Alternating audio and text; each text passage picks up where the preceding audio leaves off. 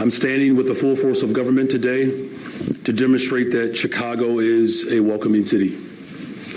Regardless of who's in the White House, Chicago is a city that opens its arms to people from around the globe. We will continue to protect civil and human rights, and we welcome all individuals and families who want to work, live, and thrive here in our beloved city. Slow your roll. You're not speaking for all of us. We're going to look at some of the aldermen that received donations from the landlord of this building for political purposes. Like, share, comment, and subscribe. Let's get started. Footage shows people, including women carrying children, being led away by federal agents. We're told it was Border Patrol, the FBI, ATF, and more who joined forces to find members of the infamous Tren de Aragua gang. They were on the hunt for people accused of drug trafficking or who had outstanding weapons charges. A building resident took CBS News Chicago crews inside to show us holes in the wall that he says are a result of Tuesday's raid. Like they had it planned out for weeks. It was like a movie. I got it on record on my phone and everything. It was like a movie. It was really scary. They had my boyfriend locked up. Yeah. He's a citizen? He's a citizen. He's black. Yeah, he's a citizen.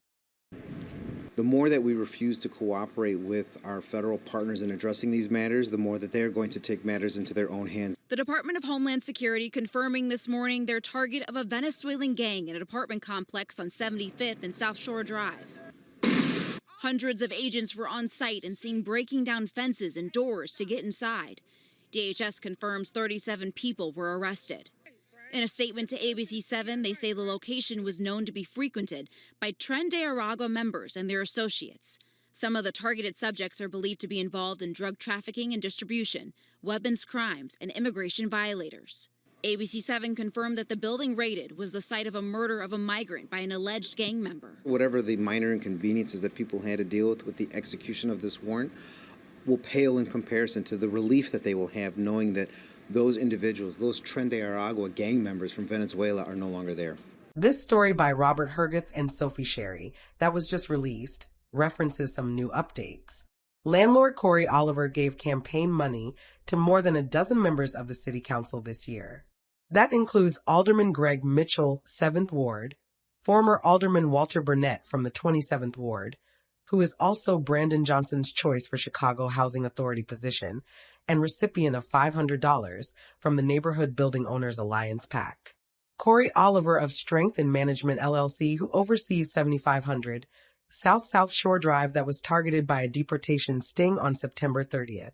Others of the Aldermanic Committee includes Nicole Lee of the 14th Ward for $1,500, Alderman Brendan Riley of the 42nd Ward of $1K, Alderman Brian Hopkins of the 2nd Ward in downtown Chicago for $500, along with Monique Scott, 24th Ward, Alderman Bill Conway, 34th Ward, and presumed seeking the mayoral seat in 2027, Alderman Timmy Knudsen, 43rd Ward, and Deborah Silverstein, 50th Ward, all received donations.